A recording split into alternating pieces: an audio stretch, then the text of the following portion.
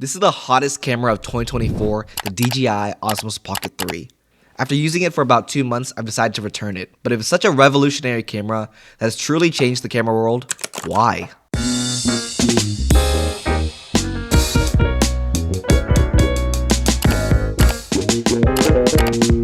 Okay, first, let's talk about the things that I like about it, before we talk about the things, I don't like about it particularly.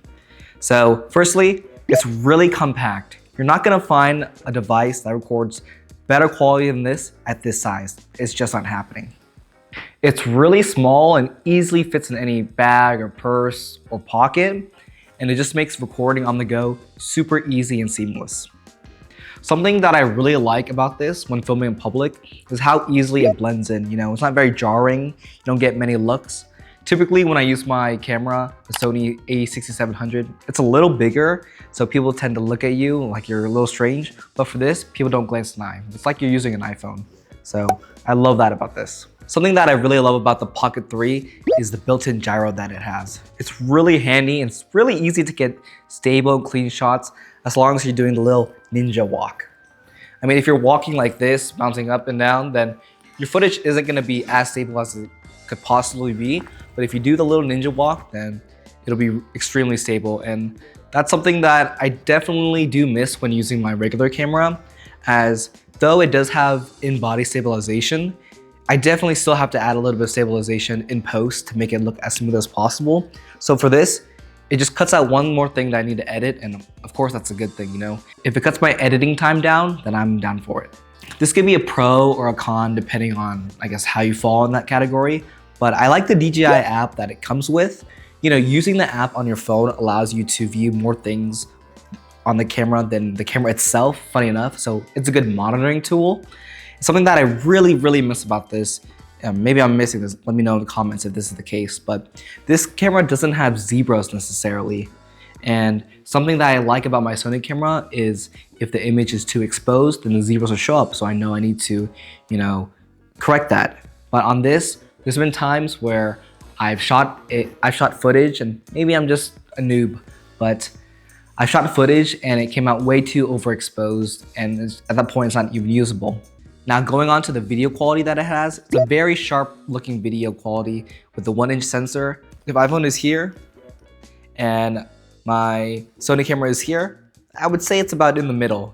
It's definitely easy to tell that this isn't a camera, like a professional camera, but it's also pretty easy to tell that's not an iPhone either. So it's definitely in the middle. I would say if you're a casual or beginner content creator, then getting this would definitely be an upgrade from your iPhone. Another thing that it doesn't really personally affect me because I edit all my videos on DaVinci Resolve on my computer, but it's very seamless to transition these clips into your phone and then edit them on, per se, CapCut, for example. So that's another reason why it didn't particularly interest me, because I don't do that kind of editing, but I know a lot of creators out there do that. So if you do like editing on CapCut and you already edit all your videos on your phone anyways, it'd be pretty seamless.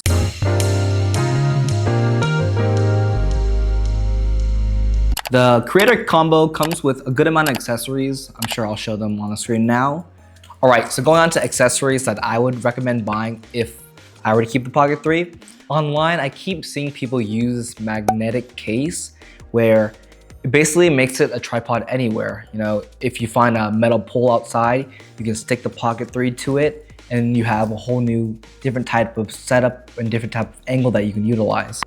Another thing that I would highly recommend getting for the Pocket 3 that I would have got if I decided to keep this would be variable ND filters. Okay, if you don't know what a ND filter is, it's basically comparable to sunglasses for your camera. As ND filters, say that your video exposure is too high and you want a certain amount of bokeh, so your f-stop is lower, that ND filter will help with that, bring the exposure down, but keeping the lower aperture that you have to keep that bokeh. It's hard to explain, but ND filters are a must-have for this. I would highly recommend it.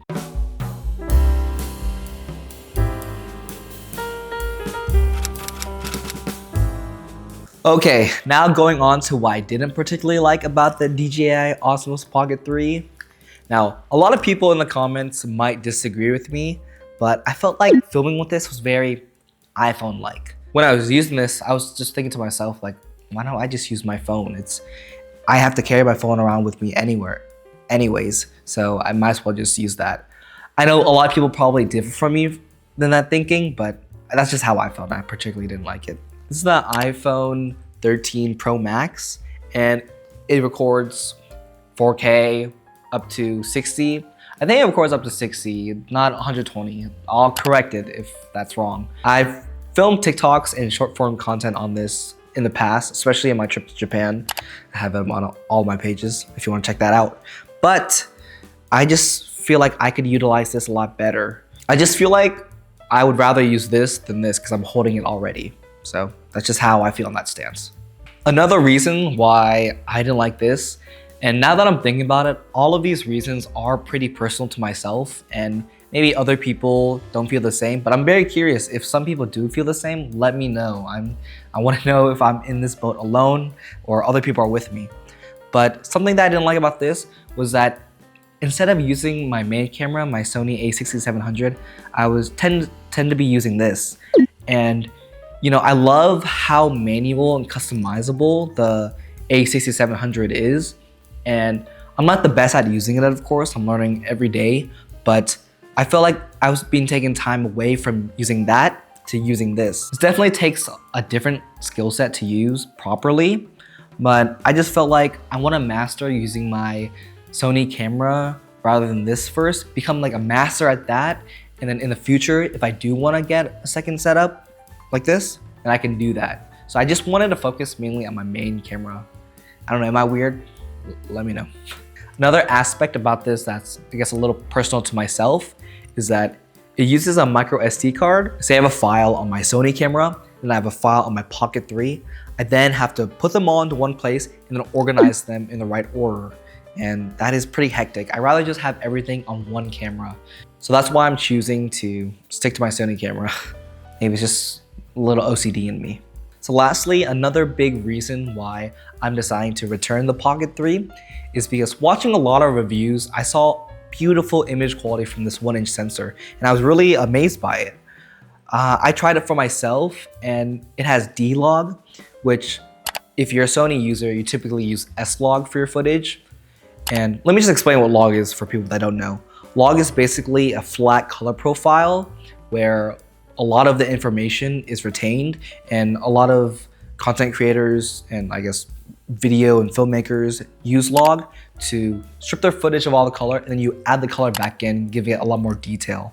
And I just found that D-Log doesn't nearly have as much dynamic range as S-Log, and every time I was using D-Log, I missed using S-Log. I know for a fact this can produce good quality videos, especially with D-Log, but I just think it's not comparable to S-Log. Maybe that's just me, but I just highly prefer S-Log. But in conclusion, I think the DJI OSMOS Pocket 3 is a great camera, especially for beginners. It's rare to find a camera that is so powerful and capable in such a small body. That being said, it just isn't for me. I'm sure there'll be a lot of people that both agree and disagree with my takes. So tell me, did you like the Pocket 3?